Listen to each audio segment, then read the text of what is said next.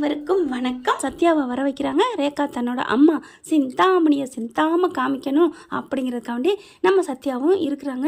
நான் அம்மாவை சைடாக தான் காமிப்பேன், மெயினாக காமிக்க மாட்டேன்னு சொன்னதுனால ஒளிய வச்சுக்கிறாங்க. அம்மாவை கூப்பிட்டு வச்சு பேசுகிறாங்க. அம்மா வாமா அப்படின்னு சொல்லிட்டு சத்யாவை பார்க்குறாங்க. இதுதான் எங்கள் அம்மா அப்படின்னு சொல்ல சத்யா அப்படியே பார்க்குறாரு. சைடாக மெதுவாக பார்த்த கையோடு அவருக்கு ஹார்ட் அட்டாக் வராது தாங்க. ஐயோ இவளா சிந்தாமணி பொன்னானி அப்படின்னு அப்படியே மயங்கி ஒரு மாதிரி ஆகுறாரு. ரேகா பார்க்குறாங்க. எங்கள் அம்மா பார்த்தோன்னே ஒரு மாதிரி ஆகுறியே அப்படிங்கிற மாதிரி பார்த்துட்டு சரி நான் அப்புறம் வர்றேன் அப்படின்ட்டு அம்மா நான் உங்கள் கூட வரட்டா அப்படின்னு சொல்ல வாடி கண்ணு அப்படின்னு சொல்லிட்டு கார்லேயே போகிறாங்க. பார்த்தா மெசேஜ் பண்ணுறாங்க. சத்யா என்னாச்சு எங்கள் அம்மா பார்த்தியா?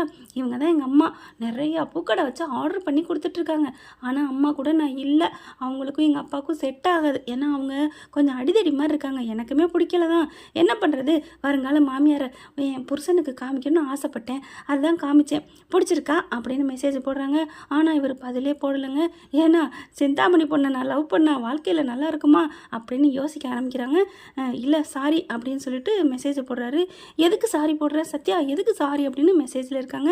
இவங்க ஃபோனில் இருக்கிறதுனால இங்கே சிந்தாமணி என்ன பண்ணுறாங்க, அவங்க பாட்டுக்கு அவங்க கடலை போட ஆரம்பிக்கிறாங்க. அதாவது இந்த மனோஜுக்கு காசு கொடுத்தாங்களே ஃபைனான்சியர், அவருக்கு ஃபோனை போட்டுட்டு பேசுகிறாங்க.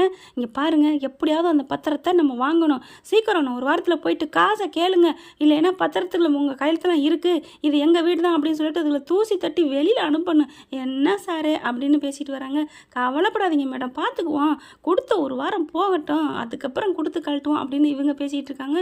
அதை ரேகாவும் கவனிக்கிறாங்க. என்ன இது ஒன்றும் புரியலையே. அதில் பார்த்தீங்கன்னா அந்த மீனாவும் முத்துவும் நடுத்தருக்கு வரணும் அப்படிங்கிறத காதில் வாங்க. மீனான்னு சொன்னோடனே ரேகா ஒரு மாதிரியே பார்க்குறாங்க. என்னது அப்படிங்கல, என்ன கண்ணு என்ன அப்படின்னு சிந்தாமணி கவனிச்சுட்டு கேட்க, ஒன்றும் இல்லைம்மா, ஏதோ மீனா முத்து அப்படின்னு சொன்னீங்களே, இது சும்மா என் தொழில் எதிரி, உனக்கு ஒன்றும் இல்லை கண்ணு, நீ ஃபோனில் பேசு, ஃபோனில் பாரு அப்படிங்குது. இதெல்லாம் ஒரு தாயாங்க பேயின்னு தான் சொல்லணும். இந்த பக்கம் பார்த்தீங்கன்னா சீதா அழுதுகிட்டே இருக்கிறது நல்லா தெரியுது. மீனாவுக்கு கவனிக்கிறாங்க. மூஞ்சியெல்லாம் உப்பி போயிருக்கு, ஊற்றி வச்ச பணியார குழி மாதிரி பணியாரம் மாதிரி பார்த்தா அவங்களுக்கு கவனிக்குது. ஆனால் எனக்கு இதில் ஒன்று தெரியணும், ஆரம்பத்துலலாம் சும்மா அப்படின்னு சொல்லங்காட்டியும் நான் அவனோட வாழ மாட்டேன், இவன் இப்படி பேச போச்சு அப்படி பேச போச்சுன்னு பொசுக்குன்னு வீட்டுக்கு ஓடி வர நம்ம சீதா இப்போ என்னன்னா அடி நொறுக்கி அழுகிட்டு இருக்கேன். இந்த பொண்ணு என்னங்க படிக்காத 10ஆம் பசலியா, வீட்டில் கிடக்குங்களே கிராமத்துலலாம் ஒன்றும் தெரியாமல் அடியை வாங்கிக்கிட்டு அந்த மாதிரி சும்மா சைலண்டாக கம்முன்னு கிடக்குது. இது அந்த சீதா இல்லையம்மா, நீ எப்படி இருப்ப, நீ அந்த ஸ்ருதிக்கு ஈடு கொடுக்குற மாதிரி இவன் நீ வீட்டுக்கு வருவ, கோச்சிட்டு வருவ, இன்னைக்கு என்ன ஆணுச்சு, ஓ மாமியார் இறந்த சோகத்தில் இருக்கிறீர்களா அப்படின்னு தான் தோணுது. இங்கே பார்த்தா சீதாவுக்கு பார்க்காம இருக்க முடியல. மீனாவால் எப்படியாவது போய் பார்க்கணும், என்னங்கிறது தெரிஞ்சே தீரணும் அப்படின்னு சொல்லிட்டு வீட்டுக்கு போகிறாங்க. அவன் பார்த்தீங்கன்னா வேலையை முடிச்சுட்டு வரான். சீதா அவங்க எல்லா வேலையும் நல்லபடியாக தான் பண்ணுது வைக்கிது. இருந்தாலும் என்னடி ஏன் உன் மூஞ்சி ஒரு மாதிரியா இருக்குது? ஒன்றும் இல்லைங்க. இல்லையே, உன் முகம் 1.5 கிலோ வெயிட்டு தொங்குதே, 10 கிலோமீட்டர் தள்ளி போய் நிற்கிற மாதிரி இருக்குது மூஞ்சி, என்ன வெக்கமாக இருக்கா என்னை பார்க்குறதுக்கு? அப்படிலாம் இல்லையே, நான் ஏன் வெக்கப்படணும்? அதானே உனக்கு எதுக்கு வெக்கம்? அப்போ பயமாக இருக்கா என்னை பார்க்க? இல்லைங்க அப்படிங்கிறாங்க. அப்போ என்னை பார்த்து உனக்கு பயம் இல்லையாடி அப்படின்னு மறுபடியும் வர்றேன். என்னங்க நான் சும்மா இருந்தாலும் ஏதாவது சொல்கிறீங்க அப்படின்னு சீதா சொல்ல, ரொம்ப நடிக்காதடி அப்படின்னு சொல்ல, இங்கே பாருங்கள் உங்களுக்கு பணம் வந்துருச்சு, அப்புறம் என்னங்க மறுபடியும் சும்மா என்னையே போட்டு படுத்துறீங்க. என்னடி பணம் வந்துச்சு? நான் கேட்ட பணம் வந்துச்சா? 25 லட்சம் வந்துச்சாடி? 25 லட்சம் வந்தால் உங்கள் அம்மா வந்துடுவாங்களா? என்ன எங்கள் அம்மா பற்றி இப்படி பேசுகிறா அப்படின்னு குடுமையை பிடிச்சி தலையை தூக்குறாருங்க. விடுங்க, வலிக்குதுங்க. இப்போ உனக்கு வலிக்குதா? எனக்கு அப்படி தானே வலிக்கும், என் மனசு வலிக்குதுடி, அம்மா ஒத்த அம்மாடி தூக்கி கொடுத்துட்ருக்கேன்டி, அவன் என்ன பண்ணிக்கிறான், அவன் சொல்லித்தாண்டி அவன் ஏற்றிருக்கிறான் அப்படிங்கிறாங்க. இங்கே பாருங்கள், அவங்கள பற்றி தப்பாக பேசாதீங்க அப்படின்னு சொல்லி கூட வாய முடியலங்க. பலான்னு அடிக்கிறாரு. ஒரு அறை விட்டுட்டு, என்னடி அப்படியே மாமான்னு துள்ளுற, அவனை பற்றி ஒன்றும் சொல்ல விட மாட்டேங்கிற, இது இந்த மென்டாலிட்டி தாண்டி எனக்கு செம்ம கடுப்பு வருது. எப்பா பாரு அவனா எங்கள் அக்கா மாமா என்னடி நினச்சிட்டு இருக்கீங்க? பார் உன் மாமனை பற்றி இனிமேல் பேசுகிறேன்னு வச்சுக்கேன், போய் உன் மாமன் வீட்டில் கொடுத்துறேன் பண்ணடி, அவன் தான் நல்ல ஆள் அப்படி இப்படின்னு இருக்கான், வண்டி ஓட்டுறான், உங்களுக்கு தான் டிரைவர்னு சொன்னால் கோவம் வருமே, பொறுக்காதே, போ 2 பேரும் இங்கே கல்யாணம் பண்ணி 2 பேரோட சேர்த்து வாழட்டுண்டி, உங்கள் மாமா கூட வாழு, என் கூட வந்து வாழ்ந்து என் உயிர் எடுக்கிற அப்படின்னு சொன்னா, சி வாயை மூடுங்க அப்படின்னு சொல்லி, என்னடி ரொம்ப பேசுகிற தப்பு பண்ணதை சொன்னோன்னா அப்படியே கோவம் வருதா, குறுகு இருக்குதா அப்படின்னு சொல்லிட்டு மறுபடியும் கழுத்தில் கையை விடுங்க. என்னடி விடுங்க விடுங்கன்னு கட்டின புருஷனை விட்டுட்டு மற்றவனை பார்த்து, அதுவும் மாமனை பார்த்து அவன் நல்லவன், அவன் தான் எங்கள் குடும்பத்துக்கு எல்லாம் அப்படின்னா அவனே நீங்கள் எல்லாம் சேர்ந்து கட்டிக்கிட்டு அழுக வேண்டியதானடி, என்ன நீ கல்யாணம் பண்ணீங்க அப்படின்னு சொல்லிட்டு தூக்கிடுறாருங்க. அது வரைக்கும் மீனா வந்து சீதாவை பார்க்கணுன்னு வந்தாங்க இல்லையா, என்ன சத்தம் நடக்குதுன்னு வெளியிலே நின்று கேட்குறாங்க. கேட்டுட்டு செம்ம கோவம் வந்துடுது. ஒரு கட்டத்துக்கு மேலே இருக்காமல் மீனா வந்துடுறாங்க. டே கையை விடுறா பொறுக்கி நாய் அப்படின்னு அடின்னு அடிக்கிறாங்க. தான் கொண்டு வந்த அந்த பர்ஸையும் செல்லையும் வச்சுக்கிட்டு அடின்னு அடிக்கவும் அப்படியே திரும்பி பார்க்குறாங்க. இந்த பேய் படத்தில் ஒரு பேயை பிடிச்சிக்கிட்டு இருந்தால் பட்டுன்னு விட்டுட்டு பனாடுங்கிட்டு திரும்ப பார்த்தீங்களா, அப்படியே திரும்புறாரு. திரும்பிட்டு என்ன எல்லாத்தையும் ஒட்டு கட்டு வந்திருக்கியா, நீலாம் ஒரு என்ன பொம்பளைங்கிற மாதிரி பார்க்க, என்ன அருண் உங்களை நல்லவன் நினச்சி என் புருஷனை எதிர்த்துக்கிட்டு கல்யாணம் பண்ணி வச்சனே, ஏன் நீங்கள் என் தங்கச்சி மேலே உண்மையான காதலோடு இருக்கீங்க, கண்டிப்பாக நல்லபடியாக சந்தோஷமாக வாழ்வீங்க, அதை விட உங்கள் அம்மா நல்ல பாசமாக இருக்காங்க அப்படிங்கிற ஒரு எண்ணத்துக்காகத்தானே என் புருஷனை மறைச்சு அவர்கிட்ட எல்லாத்தையும் ஒழிச்சு வச்சு உங்களுக்கு கல்யாணம் பண்ணி வச்சு இப்படி பண்ணுறீங்களே, ஏன் அருண் அவள் இப்படி என்ன பண்ணா என் தங்கச்சி அப்படின்னு மீனா கத்துறாங்க.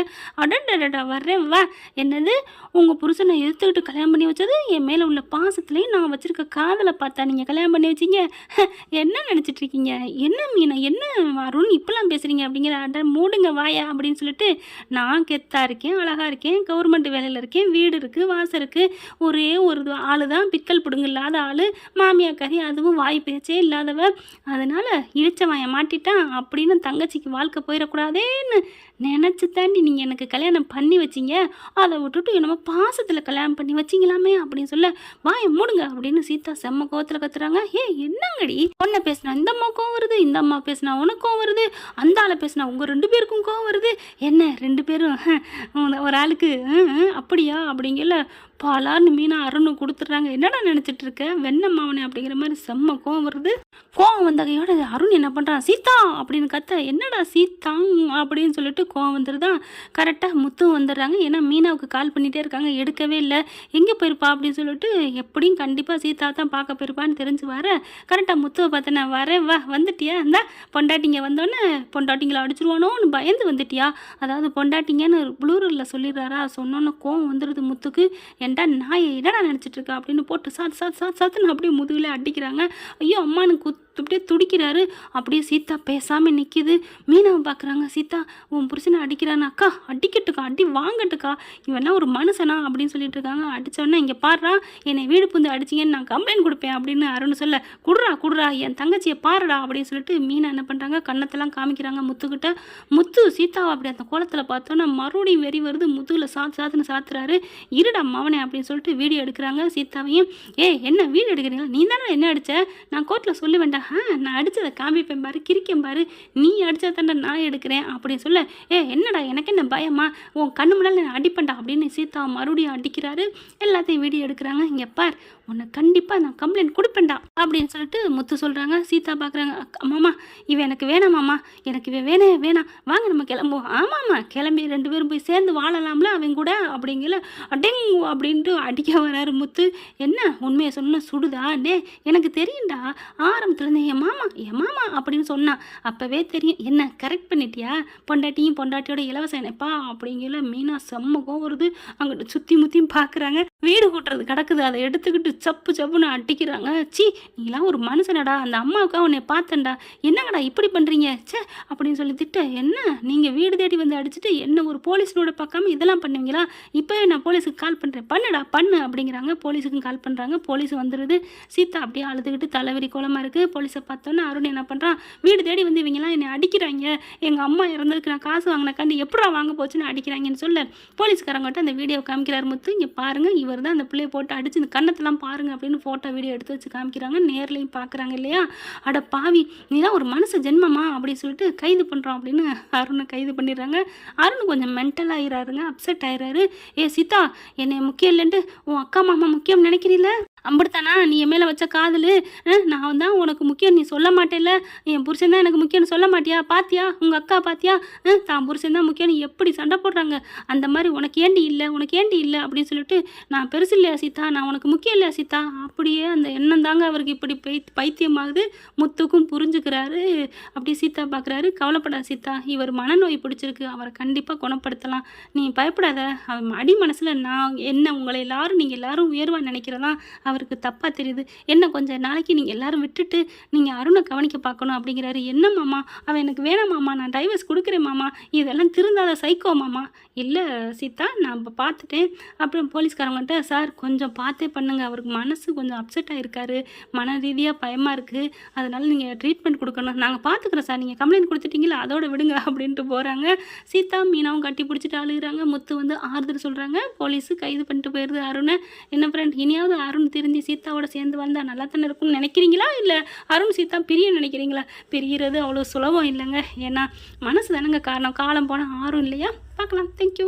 இந்த வீடியோ உங்களுக்கு பிடிச்சிருந்தா தயவு செய்து லைக் பண்ணுங்க. இன்னும் அப்டேட்ஸ்க்காக சேனலை சப்ஸ்கிரைப் பண்ண மறக்காதீங்க. நம்ம கிட்ட இருக்க எல்லா சேனல்ஸோட லேட்டஸ்ட் வீடியோ அப்டேட்ஸ்க்காக மேல ரைட் சைடுல காட்டுற லிங்கை கிளிக் பண்ணி வாட்ஸ்அப் குரூப்ல ஜாயின் பண்ணுங்க. உங்களிடம் விடைபெறுவது நான் உங்கள் மெஹர்.